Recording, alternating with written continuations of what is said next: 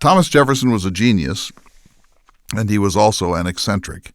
It didn't really matter that he was odd in his own time, because the average American didn't really know anything about Jefferson, except perhaps that he was the author of the Declaration of Independence, lived on a mountain in Virginia, and was more for the people than most of the other politicians of his time. He dressed down as the third president of the United States. This offended some, like the British ambassador Anthony Merry, and raised the eyebrows of others, but most Americans would not have known this about Jefferson, and they would probably have been grateful that he erred on the side of shabby chic rather than dressed in some quasi-imperial manner. Jefferson was a master of political theater. He walked to his first inaugural. His speech on that occasion was a masterpiece, one of the handful of greatest inaugural addresses in our history. But he spoke in so low and humble a voice that those in attendance were straining to try to hear what he had to say. Afterwards, people obtained printed copies on the street. When the inauguration was finished, Jefferson simply walked back to the boarding house where he had been staying during the transition and took his accustomed seat at the dining table far away from the warming fireplace.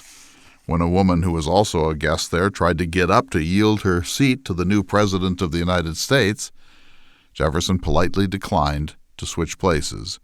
You know that story traveled instantly across a wide geography. That's why we know the story now. The way Jefferson greeted Anthony Merry at the White House, down at heel, linen none too clean, was political theater too, a little sartorial lesson in democracy for a haughty diplomat representing a snobbish nation. Some of the things Jefferson did were not designed to make a statement about democracy or self-government. In some respects, Jefferson was just weird. All of the gimcracks at Monticello, the wine dumbwaiter, the lazy Susan pantry door, the doors into the parlor that opened simultaneously as if by magic, the calendar clock that required him to drill holes in the floor so the weights could dangle into the cellar, the whirligig clothes hangers, and all those things just seemed to please Jefferson somehow.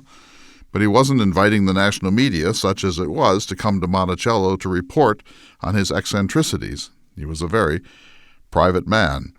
He had a pet mockingbird named Dick that he allowed to fly around freely, sit on his shoulder, pick crumbs from his lips, including in the White House. That wasn't political theater.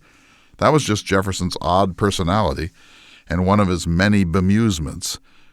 If you have seen the great mini-series on John Adams, you see Jefferson sitting at cabinet meetings in the Washington administration at odd angles, nothing like the stiff Jane Austen novel posture that you would expect of the American Secretary of State. After hearing the Secretary testify at a congressional hearing, Pennsylvania Senator William McClay said, and I'm quoting, "Jefferson is a slender man, has rather the air of stiffness in his manner. His clothes seem too small for him. He sits in a lounging manner on one hip commonly, and with one of his shoulders elevated much above the other. His face has a sunny aspect, his whole figure a loose, shackling air." In one of the later episodes of the John Adams miniseries, Jefferson is home at Monticello during his retirement years. He's wearing a strange tall hat and some sort of a striped waistcoat. He looks to me a little like the Cat in the Hat. There is a possibly apocryphal story about President Jefferson traveling to or from Washington, D.C. with no security detail, no imperial costumes, in a public coach side by side with other travelers, none of whom he knew. They did not know they were riding with the sitting President of the United States. One of the passengers was apparently a high Federalist. He spent a fair amount of time denouncing this President Jefferson and listing Jefferson's many misguided policies, as well as his general political outlook, with a number of ad hominem attacks on Jefferson's private character. Jefferson made no attempt to argue with the rude passenger, and he did not identify himself. In fact, he asked follow-up questions to make sure he understood the citizen's full antagonism. When the coach reached its destination, Jefferson quietly excused himself and went about his business. And when the outspoken citizen was informed that he had been sitting with the President of the United States, he was, of course, abashed and deeply embarrassed. But the stoic and placid Jefferson was, as usual, unfazed.